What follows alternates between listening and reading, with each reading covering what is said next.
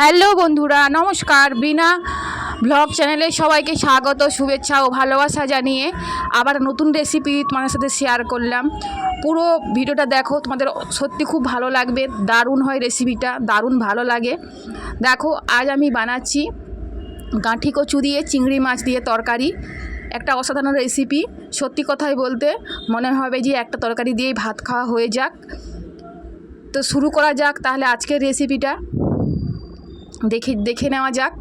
তোমরা পুরো ভিডিওটা দেখো, তোমাদের সত্যি খুব ভালো লাগবে। ভালো লাগলে অবশ্যই একটা কমেন্ট করে কমেন্টে জানাবে।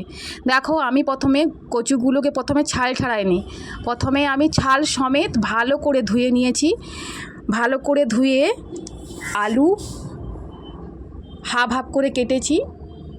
যে রকমই গাঁঠি কচু সেই রকমই আলুগুলোকে পিস পিস করে কেটেছি। কেটে ভালো করে প্রথমে একদম পরিষ্কার করে ধুয়ে নেবে, যাতে একটু কোনো মাটি না থাকে। দিয়ে প্রেসার কুকারে দিয়ে আমি 2-3টের মতন সিটি দিয়ে দেবো। সিটি দেওয়ার পরে ওপাশে সিটি চলছে, আর এদিকে দেখো আমি চিংড়ি মাছটা ছাড়িয়ে নিয়েছি। আমার এখানে চিংড়ি মাছ ছিল 150 গ্রামের মতন, একটু ছোট ছোট সাইজের চিংড়ি মাছ। আর এদিকে দেখো মশলার জন্য নিয়েছি আদা রসুনের বাটা, টমেটো আর 2টো তেজপাতা। ব্যাস, আর কিছু দরকার নেই। এখানে আমি পেঁয়াজ ছাড়াই রান্নাটা করব। দেখো, এদিকে বলতে বলতে কচু আলু সেদ্ধ হয়ে গেছে। একটু ঠান্ডা করে নেব কচু আলুটা। ভালো করে ঠান্ডা করে নেওয়ার পরে এবারে আমি হাত দিয়ে ভালো করে সুন্দর করে ছাড়িয়ে নেব। দেখবে এইরকমই ছাড়ালে তো একটু কোনো বাদ যাবে না, খুব ভালোভাবে কচুগুলো ছাড়া হয়ে যাবে। আর যদি ছাল আগে থেকে যদি ছাড়িয়ে যদি সেদ্ধ করো, তাহলে কেমন একটা সেদ্ধ হয়ে যায়, ভালো লাগেনি অতটা, কেমন একটা হড়হড় করে। এর জন্য আমি এইভাবে সেদ্ধ করে রান্নাটা করেছি। এই কচু আলুর আর চিংড়ি মাছ দিয়ে ঝোল এতটাই টেস্টি হয়, এতটাই দুর্দান্ত হয় যে যারা যারা খেয়েছে তারা তো বুঝতে পেরেছে। যারা না খাওনি, যারা একদম রান্না হয়নি তাদের বাড়িতে, অবশ্যই এইভাবে একবার রান্না করবে, দেখবে দুর্দান্ত খেতে লাগবে। দেখো, আমি এখানে সুন্দর করে কচু আর আলু ভালো করে ছাড়িয়ে নেব। আর দেখো, খোলার সময় সেদ্ধ করেছি তো একটু কোনো বাদও যায়নি। আর দেখো কতটা সুন্দরভাবে ছাড়ানো হচ্ছে।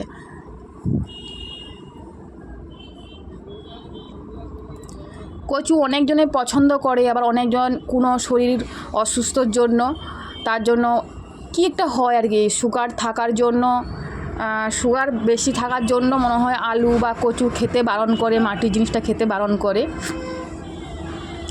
কিন্তু যারা যারা পছন্দ করে তারা তো আর ছাড়ে না, যাতে রোগ থাকলেও তারা এই তরকারিটা অবশ্যই করে খায়। দেখো, কচু আর আলু ছাড়ানো হয়ে গেছে।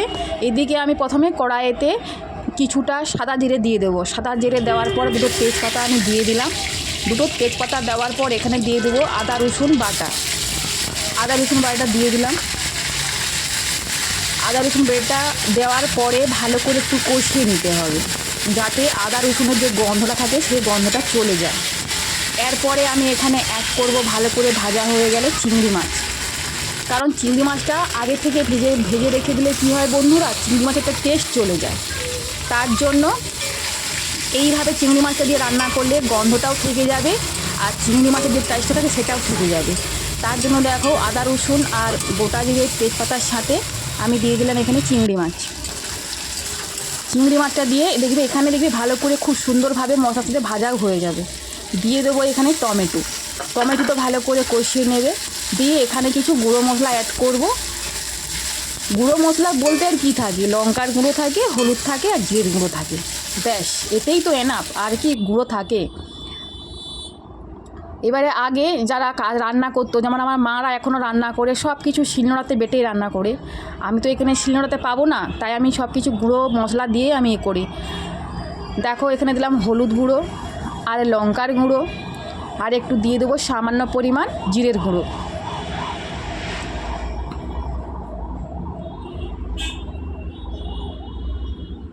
দিয়ে ভালো করে একটু কষিয়ে নিতে হবে।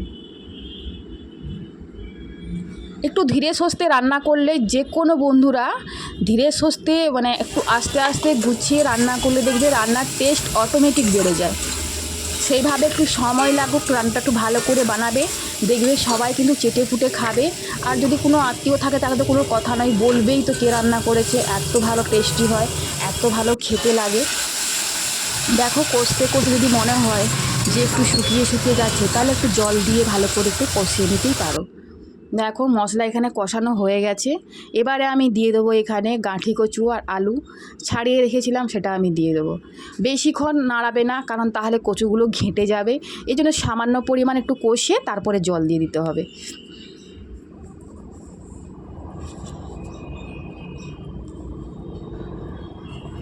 এবারে যেহেতু আমি এখানে কচু আলু সেদ্ধর সময় নুন দেইনি, নুনটা অ্যাড করা হয়নি, তার জন্য আমি কষানোর সময় আমি পরিমাণ মতন নুন ভালো করে দিয়ে দেবো। নুনটা ভালো পরিমাণ দিয়ে একটু ভালো করে কষিয়ে নিতে হবে।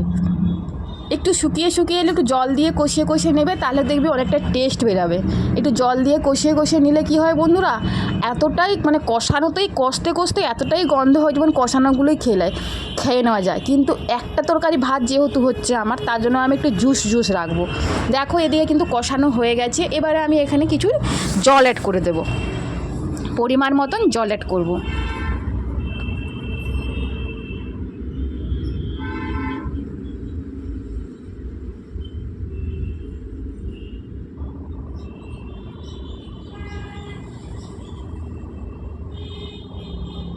এই যে জলটা 1-2 ফুট হয়ে গেলে তোমরা এবারে যেরকমভাবে জুস খেতে চাইবে সেইভাবেই তোমরা নামিয়ে দেবে।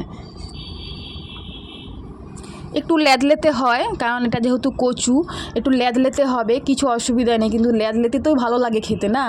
এই দেখো রান্না মোটামুটি আমার কমপ্লিট হয়েও গেছে, তোমরা দেখতেই পাচ্ছ সব কিছু ভালোভাবে সেদ্ধও হয়ে গেছে আর কষানোও হয়ে গেছে। দারুণ একটা সুগন্ধি টেস্ট বেরিয়েছিল উপর থেকে। আর যদি পারো উপর থেকে একটু গরম মশলা ছড়িয়ে দেবে। আর এদিকে দেখো আমার রান্না কমপ্লিট হয়ে গেছে, আমি পাশে নামিয়ে নিচ্ছি রান্নাটা। এবার তোমরা বলো রান্নাটা কেমন লাগলো তোমাদের, অবশ্যই কমেন্ট বক্সে জানাবে।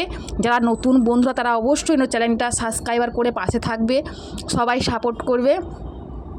আবার দেখা হবে পরের রেসিপিতে। সবাই ভালো থেকো, সুস্থ থেকো। তোমাদেরকে এতক্ষণ ভিডিও দেখার জন্য অসংখ্য অসংখ্য ধন্যবাদ, শুভেচ্ছা, অনেক ভালোবাসা জানিয়ে আমি আমার রেসিপিটা শেষ করলাম। সবাই ভালো থেকো, দেখা হবে আগামীকাল। টাটা।